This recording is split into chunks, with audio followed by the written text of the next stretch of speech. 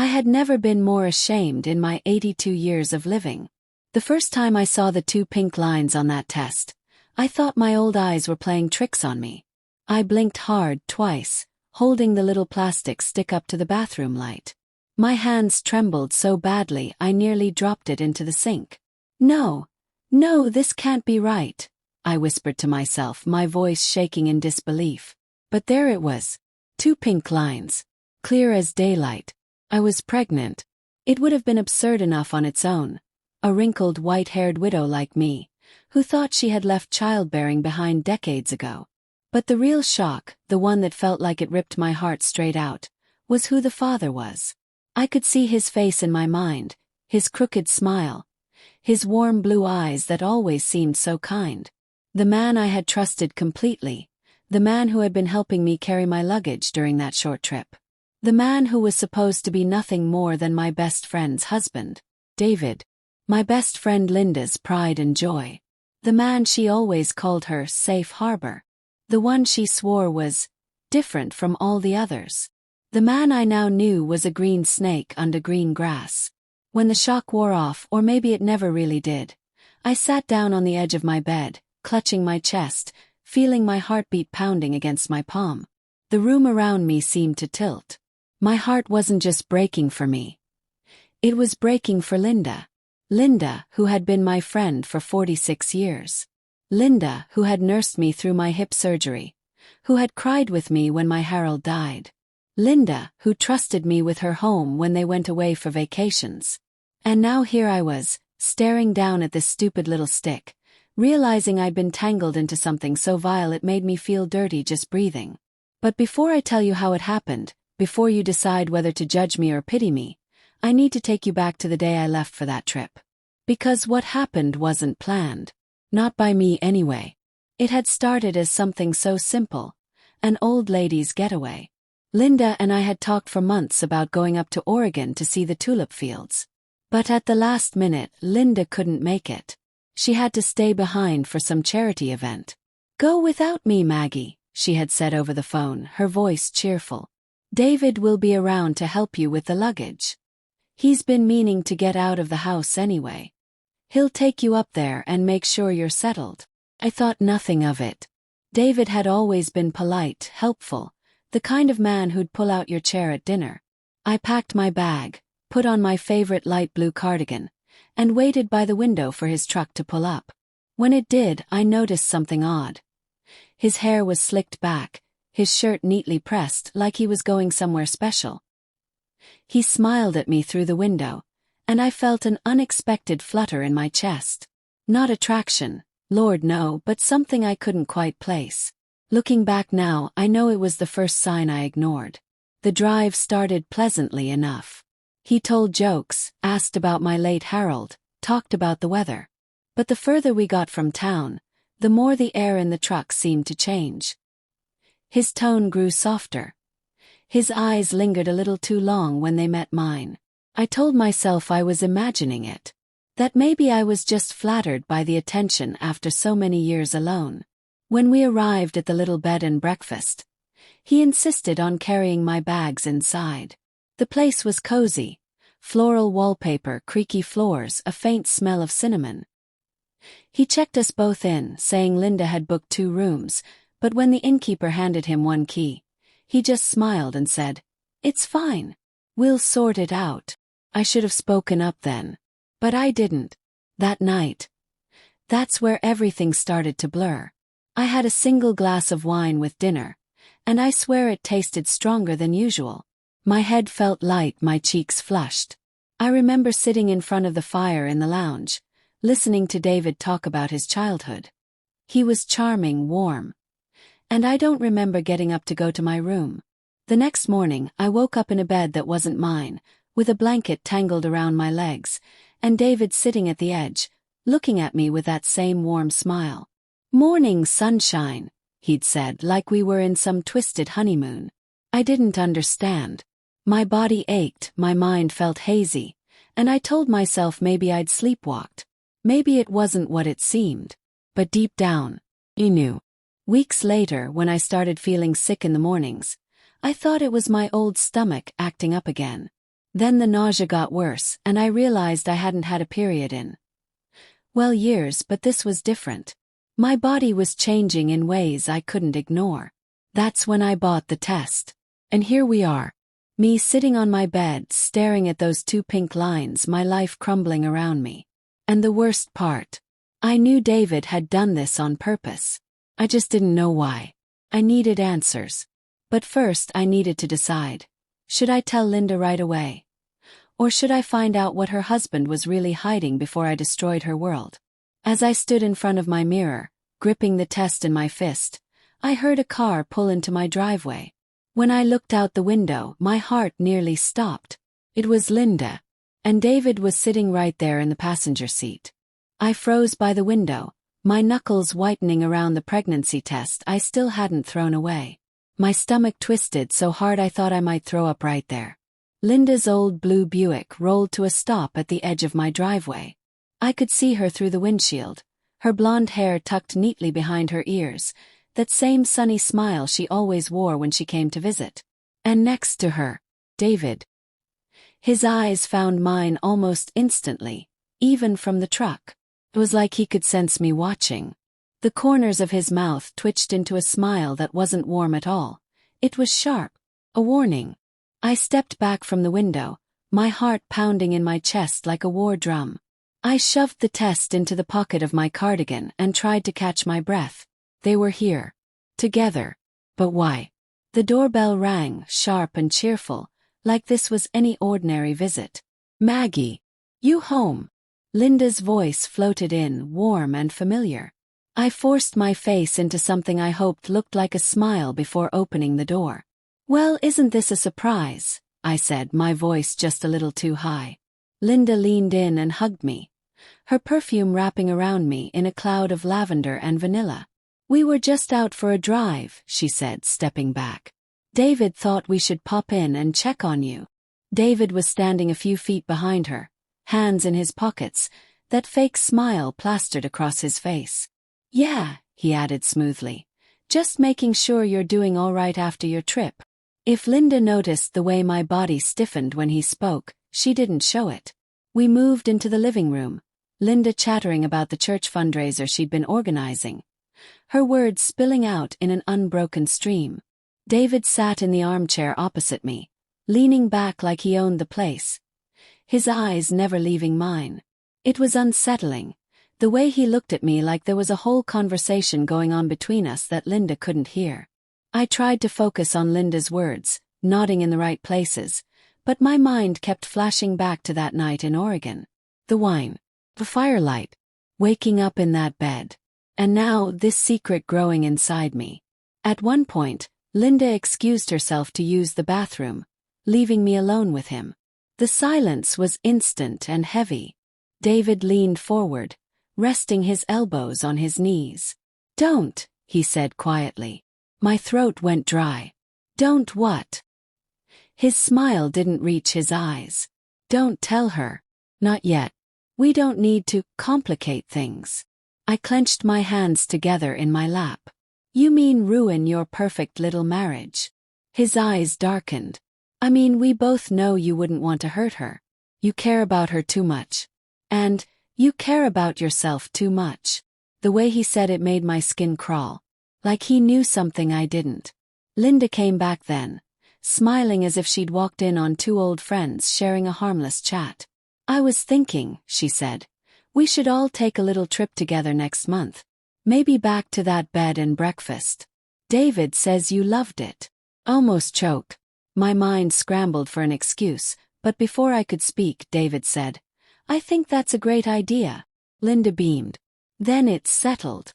When they finally left, I locked the door and leaned against it, my knees weak. My hand went to my cardigan pocket, fingers brushing over the pregnancy test. My heart ached thinking about what Linda didn't know. But now I had more than one question burning in my mind. Why did David want me to keep quiet? And what exactly did he mean when he said I cared about myself too much?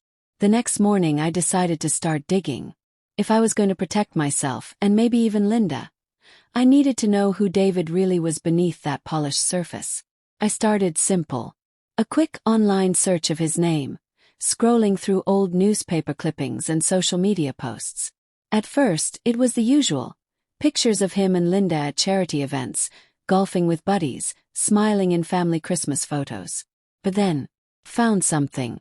A small news article from 15 years ago, buried in the archives of a local paper 2 towns over. It mentioned a David Harper, same age, same build, questioned in connection with a missing persons case involving a young woman. My stomach dropped. The article didn't say much. No charges filed. Case unresolved. But it was enough to make my blood run cold. That afternoon, I drove out to the library in the next county, where the paper had been printed.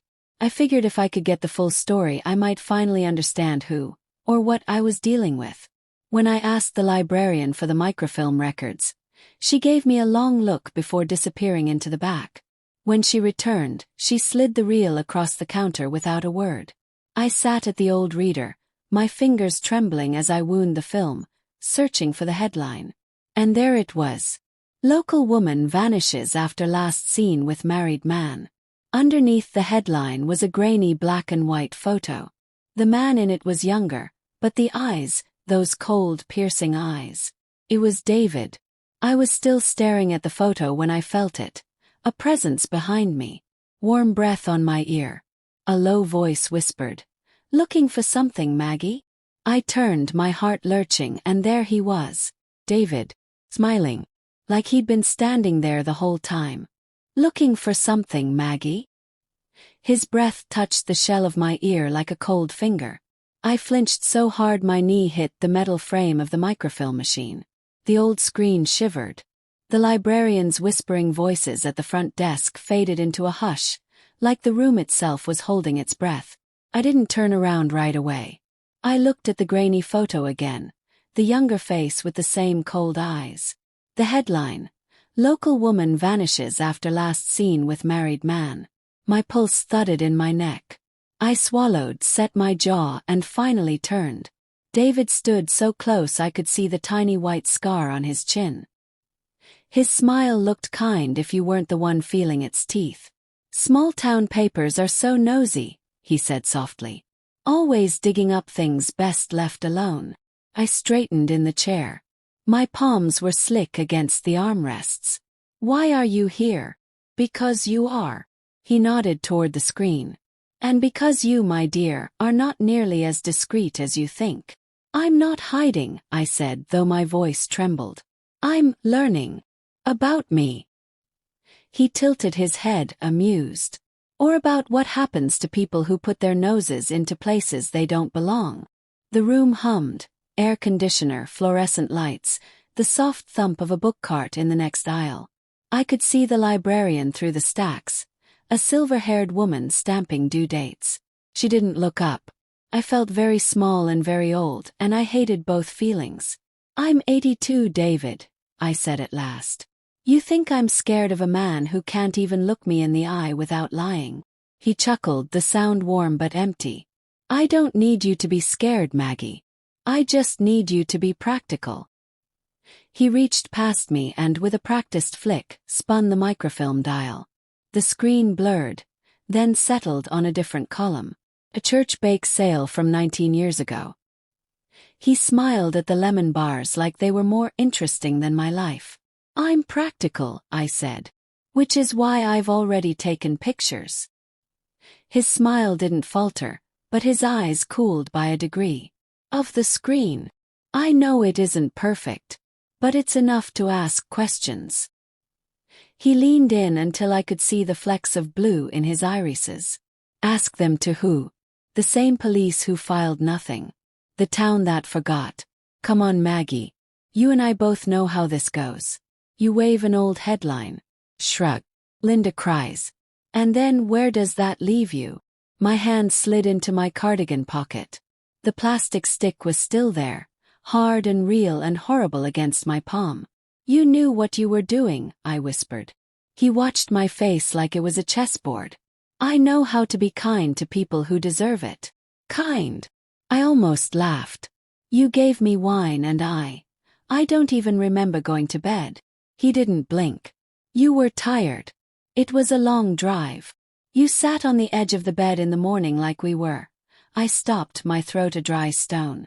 The librarian pushed a cart past an aisle, wheels squeaking. David's face never moved. "What do you want?" asked him.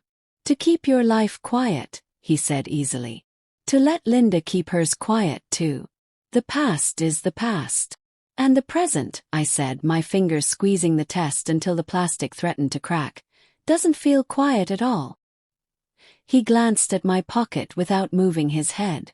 I felt exposed, like my cardigan had turned to glass. "You're imagining things," he said, so softly it felt like a lullaby.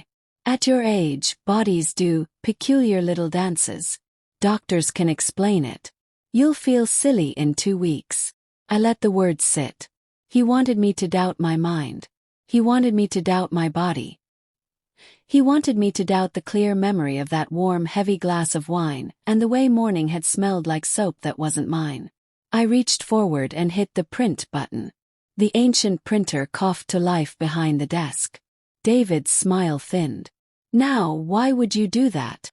"So I don't forget what your eyes look like in black and white," I said. He stepped back half an inch, then reached into his jacket pocket. My whole body tensed. He took out a business card. The paper was thick, cream-colored. No company name. Just his name, a number, and 3 tiny letters in the corner I didn't recognize. He slid the card onto the table, tapping it twice, polite as a waiter. "Call me Maggie," he murmured. "Before you call anyone else. Can make this easy. For you. For Linda." "Easy," I repeated, tasting the word like it was spoiled milk. "Easy," he said again. He leaned in the smallest bit. "And safe." The printer spat out the page. The librarian looked over. David's hand moved in that fast, casual way men pretend is harmless, and the printout disappeared into his jacket as if it had never existed. "Oops," he said, eyes dancing. "Must be a jam." "Keep it," I said. "I memorized your face a long time ago." He took one last look at the screen, then turned to go. He didn't look back when he left the room. He didn't need to. The card lay by my elbow like a small white tooth. When I picked it up, I saw the 3 letters in the corner up close. SAG. It meant nothing to me then. It would later. I walked out of the library with my chin up and my stomach burning. Outside, the air smelled like cut grass and summer dust. I sat in my car with the door open and let the heat roll over me until my head stopped ringing. My phone buzzed. A calendar reminder I hadn't set. "Checkup, Dr. Whitman." The time said 1:30 p.m. today. I stared at it, confused. Then I remembered. Last month, Linda had dragged me to Dr. Whitman for a routine blood pressure check, and the office had auto-scheduled a follow-up. I hadn't cancelled. I looked at the card again. "Call me Maggie." I slid the card face down into the glove box. Then I drove to the clinic. Dr. Whitman had been in our town since before the grocery store got a second aisle. He was tall and gentle and wore a tie with tiny trout on it every Thursday. He didn't blink when I told him what the cheap little stick had said. He didn't laugh either. He just asked very carefully to draw blood. "I know what you're thinking," I said as he tied the blue band around my arm. "You think I'm confused. That I misread something. I think the body surprises us," he said. "At 22 and 82. It would be a very cruel surprise," I said, trying to make my voice light. "It wasn't." He nodded once, serious. "I'll put a rush on the lab. We'll test your HCG and a few other things. We'll know more by tomorrow." "Tomorrow," I repeated, staring at the cotton ball he pressed to my skin. Tomorrow was a country away. "Any unusual beverages on your trip?" he asked as he labeled the vials. "Wine," I said. "1 glass. Stronger than it tasted." He paused. His eyes flicked to mine, then back to his neat doctor handwriting. "If anything felt off, we can add a tox screen. It won't catch everything, but..." "Add it," I said. My voice came out low and hard. "Please." He gentled again. "Are you safe at home?" I thought of the business card. The microfilm. The way David had looked at my pocket like he already owned what was inside. "I'm careful," I said. He wrote something else and didn't push. He handed me a pamphlet I didn't want and squeezed my hand the way good men do, with their palm open, not closed. "Go slow," he said. "Call me if anything changes. If you feel faint, if you cramp, if someone makes you feel small." I laughed without meaning to. Sounded like a cough. "I've been small for a long time, doctor. Today I'm trying on loud." He smiled at that. "Loud looks good on you." When I stepped into the late afternoon sun, my phone chimed again. A notice slid across the screen. "Unknown accessory detected near you." I frowned at the alert. I wasn't the sort of grandma who knew every button on a smartphone, but my granddaughter had made me learn the important ones. I tapped the notification. The little map pulsed like a heartbeat. "This item has been moving with you for a while." It was a strange thought, to realize you might not be walking alone even when your sidewalk is empty. I followed the phone's instructions. Had to laugh as I read the simple steps out loud like a recipe. I walked around my old Buick, knelt when it told me to, and ran my fingers under the bumper. My knees popped. Dirt sifted down onto my wrist. And there, a smooth, round disc taped in place. Came off with a tug. It fit in my palm like a peppermint. I looked at the thing for a long time. Then I wrapped it in a napkin from my door pocket, put it in a little Tupperware cup, and tucked it into the bottom of my tote, under my hymn book and my grocery list. I didn't throw it away. I didn't smash it. I wanted whoever had planted it to think I hadn't found it yet. When I drove home, I took the long way, past the high school football field, past the ice cream stand with a crooked neon cone. I watched my mirrors the way Harold had taught me when we were young, and I was still learning how to merge without closing my eyes.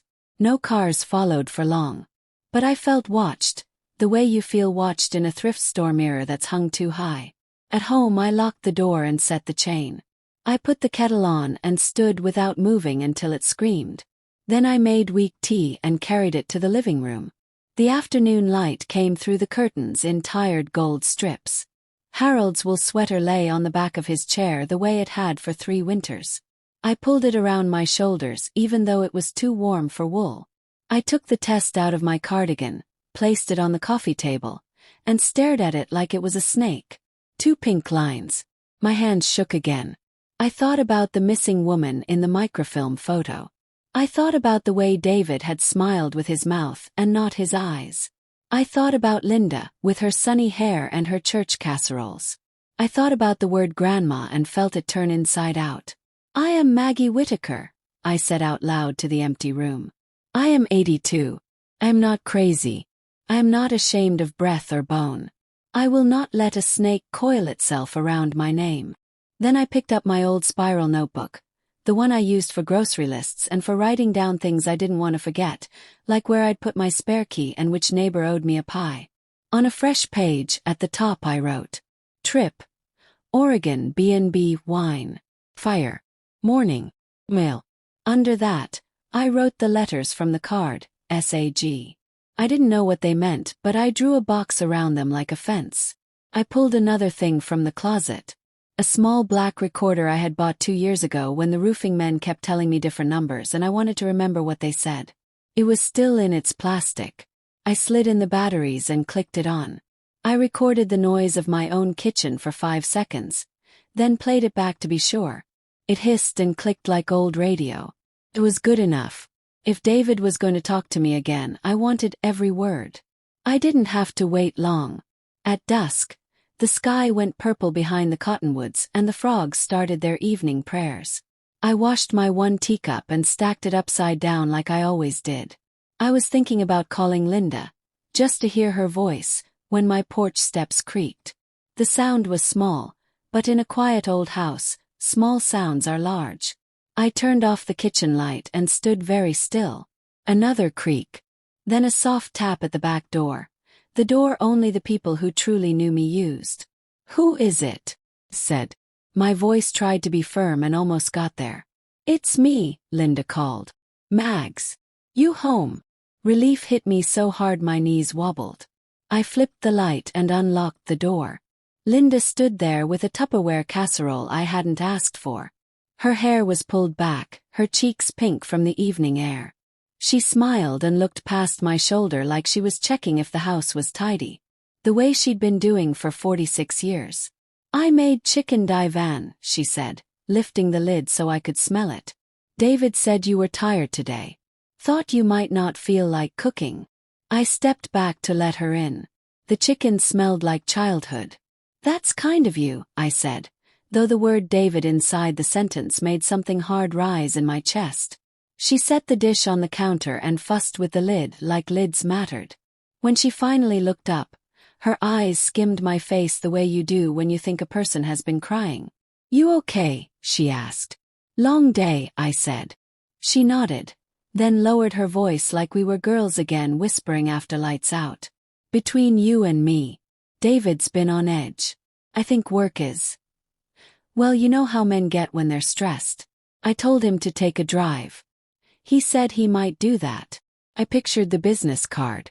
I pictured the tracker in the Tupperware. I pictured his strong hands moving quiet as cats. "Did he go out?" "Yes." She shrugged, casual and not. "Said he had errands. Didn't say where."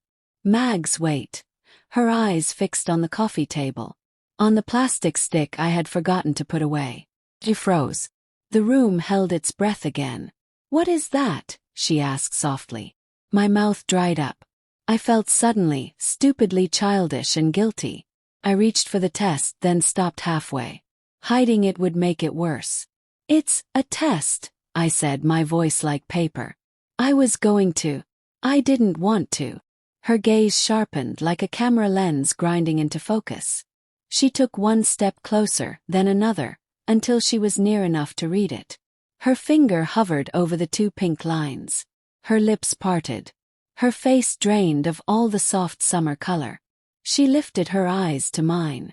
The old love in them was still there, but it was wrapped in something cold and hurt and impossible. "Maggie," she whispered. "What is this?" I opened my mouth. Car door closed out front. My head jerked toward the sound. Linda's eyes flicked to the window, then back to me. "What did you do?" she asked, and the question was not cruel, only broken. Before I could answer, the front door locked, clicked. The chain trembled. A key slid in that should not exist. The door swung open with the soft pride of a man who believes every room is his.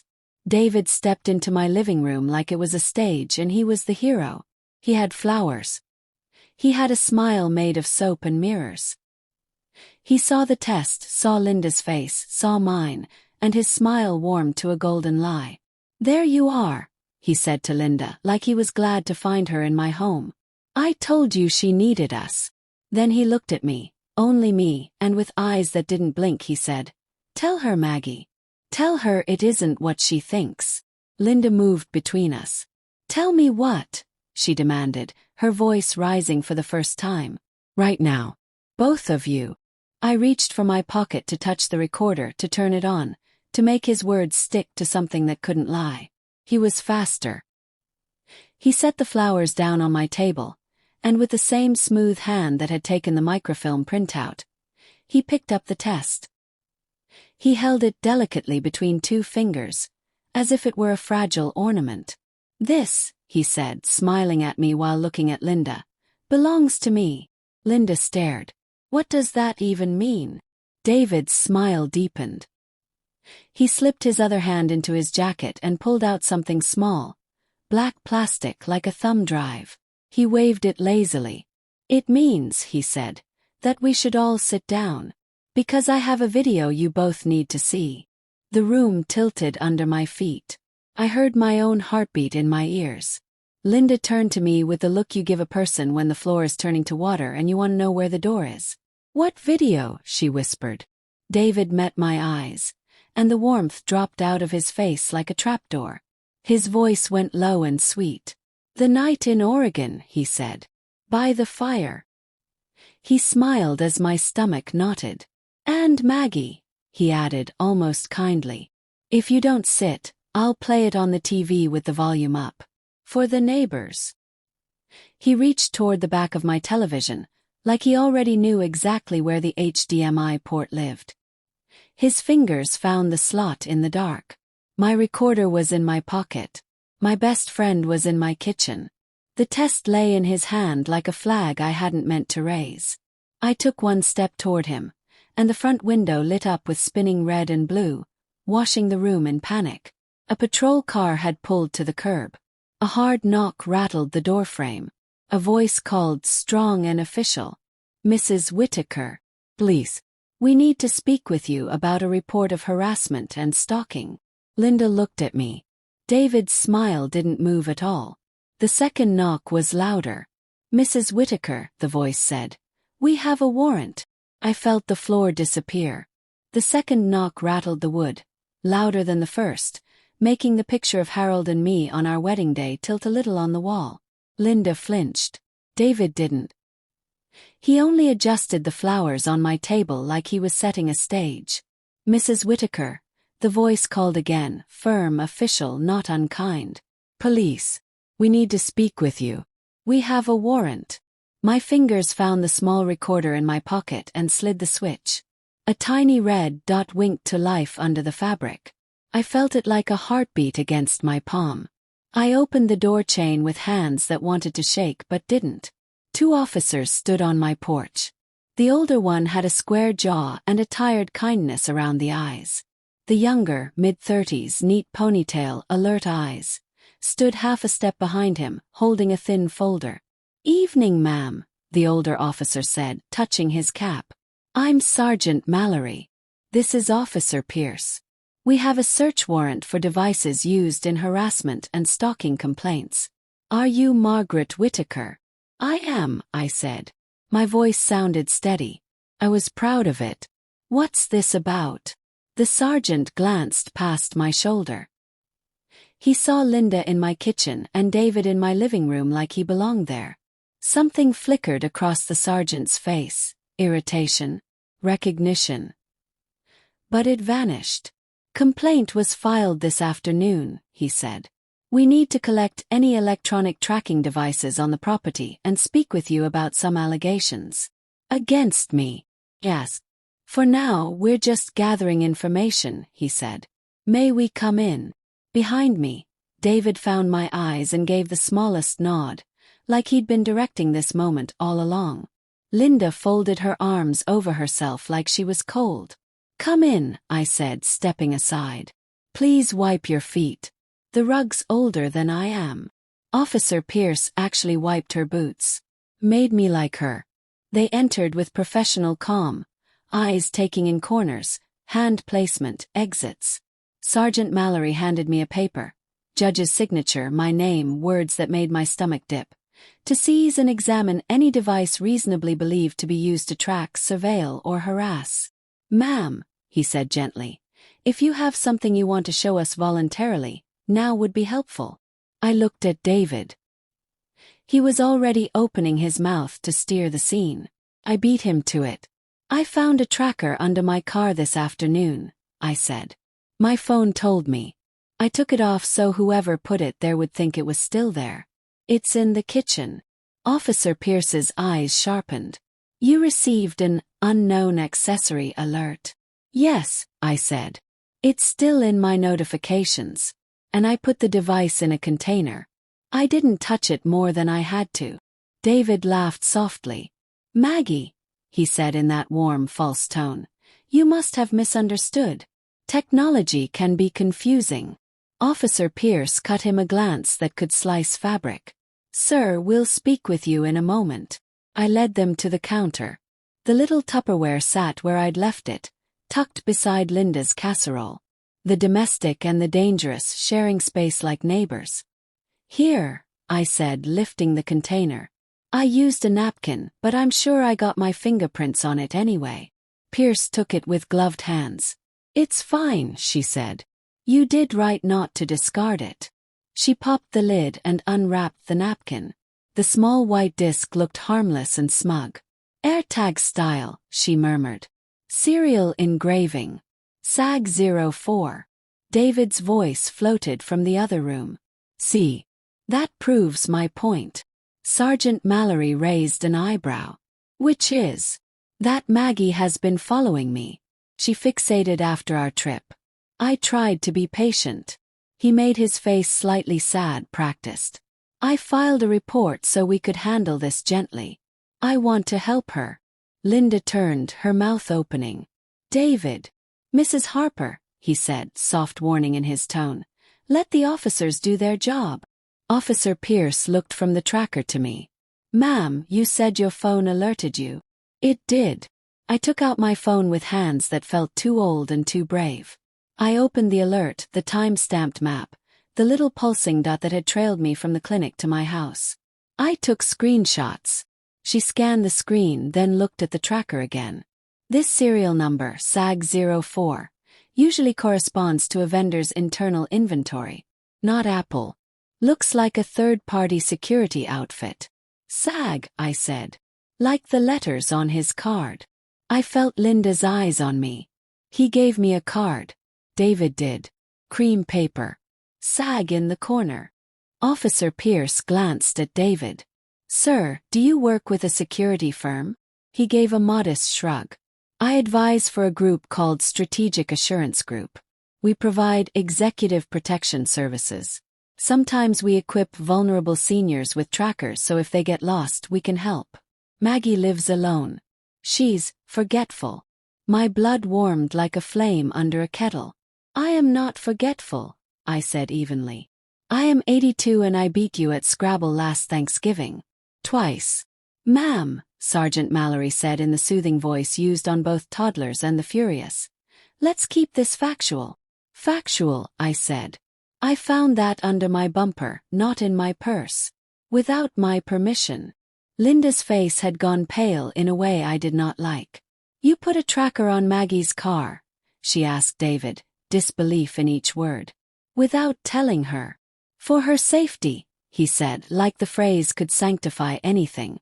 She drives to the pharmacy alone. If she falls. She has me, Linda snapped, a slice of fire in her soft voice I hadn't heard in years. She has our whole church. She does not need you glued to her bumper. Sergeant Mallory held up a hand. We're going to take the device, he said. We'll process it. Ma'am, we'll also need any computers, tablets or phones. We'll catalog and return what's not relevant. Of course, I said. I felt tired to my bones. You can take the old Dell that wheezes when I open pictures of my grandson's dog. And this. Held out my phone. David moved toward the television, casual as a man going for a remote. While we're being thorough, he said, I have something that might clarify. He held up the little black plastic thing he'd taken from his jacket. A video. From Oregon. The lounge at the inn. It shows Maggie having a perfectly lovely time. Smiling. Laughing. Drunk. Maybe a little. But consenting. It may relieve your concerns. Officer Pierce's posture changed half an inch. Sir, do not plug an unknown device into her TV. It's a simple USB, he said, all easy patience. I'll AirPlay instead. Sir. The firmness in her tone could have stopped a dog mid-leap. He smiled that soap and mirrors smile and set the device on the table, palms up. All I want is the truth. The truth, I thought, pressing my fingers into the wool of Harold's sweater, is that the devil loves polite hands. My phone buzzed in the same instant Officer Pierce reached for a small handheld scanner. The name on my screen made my heart trip. Dr. Whitman. Excuse me, I said. It's my doctor. Answer, Officer Pierce said. Put it on speaker, please. Tap. Doctor. His voice came through calm and careful. Maggie, I got your labs back. Are you alone? No, I said. 2 officers. Linda. And David. Pierce's eyes flicked to David when I said his name. Dr. Whitman paused. When he spoke again, his tone had the softness of somebody crossing ice. Your HCG level is positive. My breath hitched even though I knew. The room felt very small. And the tox screen, he continued, shows benzodiazepine metabolites. That class of medications is used for anxiety and sleep and sedation. He chose his words like stepping stones. You are not prescribed those, correct? No, I said. Never. Given your report of feeling unusually sedated on your trip, he said, I would like you to come to the hospital first thing in the morning. If you feel dizzy or have pain, go now. Do not meet privately with the man who accompanied you on that trip. Do you understand? The silence that followed was not silence at all. It was whirring, pulsing, tightening. Officer Pierce's eyes were on David now, flat as winter sky. Sergeant Mallory shifted his weight. Doctor, I said, my voice small in my own ears. Thank you. He lowered his voice, words meant for me but not secret. I'll call a colleague in OB to expect you. And Maggie, I believe you. The call ended. A frog croaked outside like punctuation. David laughed, a little too loud, a fraction too bright. Well, he said, clapping his hands softly. Isn't that convenient? Old test. Misread. False positives. Talk screens pick up cough syrup sometimes. Maggie, you do love that cherry stuff. I hate cherry anything, I said. Officer Pierce held the tracker near her scanner. Beep. She looked at the tiny screen, then at David. This device is registered to Strategic Assurance Group's internal system, she said. Primary contact, Harper, David L. A shrug. We install them for folks. As I said. Without consent, Linda said fiercely. Mrs. Harper, Sergeant Mallory said. We're still establishing. Oh, we're established, Linda snapped. He put a tag on my best friend's car like she's a missing suitcase. I did it to help, David said. He sounded almost bored. Maggie wanders. Stop calling me Maggie like you own my name, I said. He turned his eyes on me. The warmth dropped out of them like a stone through water. Careful, he said, voice barely above a whisper. You keep playing cute, I'll play the video and then we can talk about consent in front of your neighbors. Play it, Linda shot back, shocking even herself. Play whatever you think you have. I want to see what you're willing to do. We all looked at the USB. It sat like a little black beetle on my table. Sergeant Mallory cleared his throat. Sir, you'll provide any media to us, not display it here. No problem. His smile returned, bright and hollow. He reached for the drive. Don't touch it, Pierce said. Chain of custody.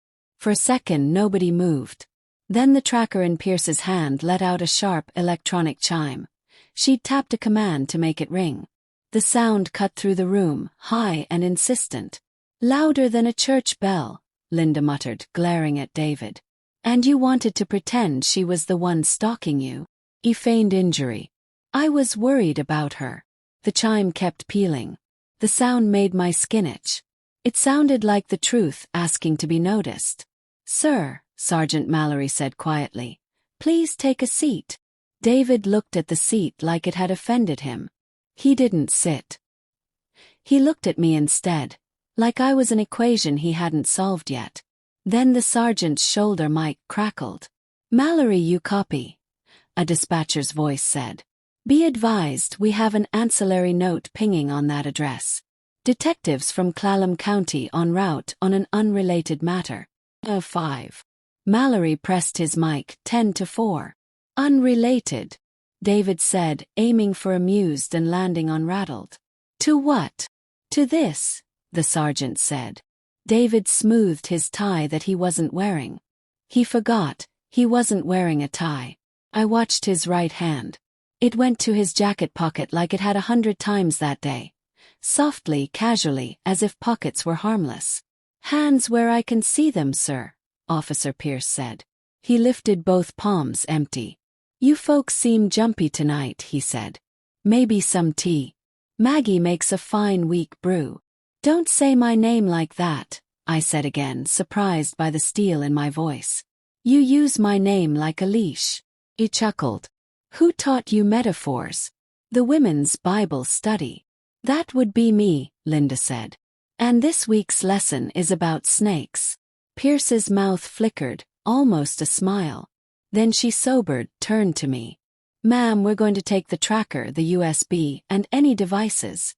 We'll log everything. Do you need to call counsel? My lawyer died before Harold did, I said softly. But I have a notebook. Sometimes, the sergeant said, notebooks are better. David stepped a fraction to his left, angling toward the TV, toward the hallway, toward something. My old dog, Benny, used to do that sideways creep when he wanted to steal bacon. Sir, Mallory warned, do not. The doorbell rang again. Not a knock this time. A bright, ordinary ding-dong that never sounded during trouble. David's head snapped toward the door. Mine did too. Police. A new voice called, crisp, no nonsense. Detective Dana Roth, Clallam County. We need to speak with David Harper regarding an open missing persons case. The words fell into the room and cracked it open. Linda's fingers went to her throat. Missing persons, she whispered. David's smile didn't just fade. It broke. For the first time since he'd stepped into my house, something like fear darted behind his eyes. Sergeant Mallory took 2 quick steps to the door and opened it. A woman in plain clothes, badge at her belt, stepped in with another detective behind her. She held a folder like it weighed more than paper. Mr. Harper, Detective Roth said, eyes scanning the scene like she'd walked into a chess game mid-mate. We'd like you to come with us to answer some questions about the disappearance of Elena Maris. 15 years ago, 2 towns over. You were the last person seen with her. Silence. Even the tracker seemed to hold its breath. David lifted his chin. Lawyer. Happy to wait until he arrives, she said, unruffled. But you're not to leave. He laughed once. Sounded small. Why on earth would I leave? 'Cause you always do, I thought. Because snakes slip through cracks. And then 3 things happened at once. Officer Pierce's scanner beeped again and displayed a tiny line of text. Owner profile. Strategic Assurance Group /admin, D. Harper. My phone rang a second time, making me jump. Dr. Whitman again. I answered without looking. Maggie, he said, urgent now. We need you at the hospital tonight. Your levels are unusual and I don't want to risk waiting. David's right hand went into his jacket and came out with something dark. It wasn't the thumb drive. Officer Pierce shouted. Hands! Hands! Detective Roth moved like a storm front. Linda cried out my name. I stepped back, hit the corner of Harold's chair, and the recorder in my pocket kept its tiny red eye open and honest. The dark thing in David's hand rose, gleaming along one edge in the lamplight. And I didn't yet know if it was a phone, a weapon, or something worse. The gleam caught in the lamplight just long enough for my heart to stop. Linda's breath hitched behind me. Sergeant Mallory's hand twitched toward his holster. Officer Pierce's voice cracked the air again. Sharper, louder. Hands! Drop it now. David froze in place. His face a portrait of injured innocence. Then, with exaggerated slowness, he opened his fingers. The object tumbled to the rug with a dull thud. Not a gun. Not a knife. Phone. One of those heavy, older models. Its black case worn smooth at the corners. It should have felt like relief. Didn't. Because the way David had been holding it, like a weapon, told me that in his hands anything could be won. Detective Roth bent to pick it up, slipping it into an evidence bag. Mr. Harper, she said coolly. We'll be keeping this. All devices stay here until our tech team has reviewed them. David gave her a smile that didn't touch his eyes. By all means. You'll find my browsing history is more exciting than any case you've got. Mallory stepped forward, placing himself between David and the rest of the room. You're going to stay right here, sir. I'm not under arrest, David countered, his voice all smooth calm. Not yet, Roth replied. But I'd be careful how hard you push that word. Linda moved closer to me, her hand brushing my sleeve. It was a light touch, but it grounded me, pulled me back from the sharp edge of panic. What is happening? She whispered, her voice fraying. I didn't answer. I couldn't. Not here, not now, not with David's eyes still tracking my every breath. Officer Pierce turned to me. Ma'am, do you have a safe space in the house? Somewhere away from the main rooms. I nodded toward the hallway. Harold's study. Locks from the inside. Good, she said. Let's get you there while we finish up here. David took a step forward. That's not necessary. It's not up for discussion, Pierce cut in, her tone iron. Linda followed as Pierce guided me down the hall. The wool of Harold's sweater scratched my neck, but I didn't dare take it off. My recorder was still tucked inside the cardigan pocket, its tiny red light winking against my ribs. We stepped into Harold's study, small, lined with shelves, smelling faintly of pipe tobacco though he hadn't smoked in 20 years. The officer closed the door behind us and twisted the lock. Linda's hands went straight to my shoulders. Mags, what in God's name did you get mixed up in? The words stung, even though I knew the fear underneath them was for me. I didn't get mixed up in anything, Lynn, I said. It came to me. That night in Oregon. It wasn't what he'll make you think it was. Her mouth opened, but before she could speak, a voice carried down the hall. Roth's voice. Mr. Harper, sit down. Then Mallory's low and firm. Don't test us. I turned back to Linda, my chest tight. You have to listen to me before they finish out there. Maggie. No. Please. My voice cracked. He drugged me. The doctor's tests came back. Showed sedatives I've never touched. Lynn. I faltered. I'm pregnant. The words seemed to split the air between us. Linda's eyes searched mine, her breath shallow. That's Maggie, that's not. It's possible, I said. The test was clear. The blood work confirmed it. And the timing lines up with Oregon. She stepped back, shaking her head as if she could rattle the thought loose. No, you're 82. That can't be. I know, I said, my throat burning. It shouldn't be. But it is. And I think he planned it. I think. My voice dropped to a whisper. I think it's not the first time he's done something like this. We both jumped at a knock on the study door. It's Detective Roth, came the voice. You're fine to come out now, Mrs. Whitaker. Mr. Harper will be leaving with us for questioning.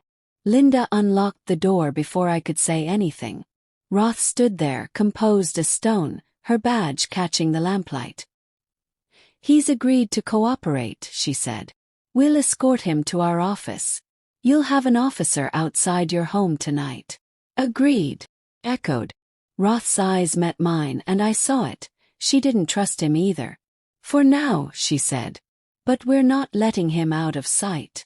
When we returned to the living room, David was on his feet, jacket on, that same easy smile stitched back in place. Maggie, he said. Don't wait up. I didn't answer. He looked at Linda next. Honey, don't worry. This is just a misunderstanding. Her arms were crossed tight. I'm not your honey right now. For the first time, his smile wavered. Just a flicker. But I saw it. As the door closed behind them, the silence that followed felt heavier than the noise had. Officer Pierce remained by the window, watching the patrol car outside. You should get some rest, she said, turning back to me. But keep your phone by you. And, if you think of anything you didn't say tonight, call us. I nodded, though I knew rest wasn't coming. Because the second the patrol car's taillights disappeared, I walked straight to Harold's desk, pulled out my spiral notebook, and wrote 4 words under the heading I'd started earlier. He's not done yet. And I knew deep in my bones, that when David came back, he wouldn't come empty-handed. It was close to midnight when I finally crawled into bed, still in my cardigan, the recorder warm against my side. I must have drifted in and out because the next thing I knew, my phone lit up on the nightstand. Text. From an unknown number. 4 words. Nice try, Grandma. A midnight text from an unknown number. Just 4 words. Nice try, Grandma. What would you do if the man who tried to ruin your life wasn't behind bars, but was watching your every move instead? Stay tuned, because what happens next will make you question who's truly in control.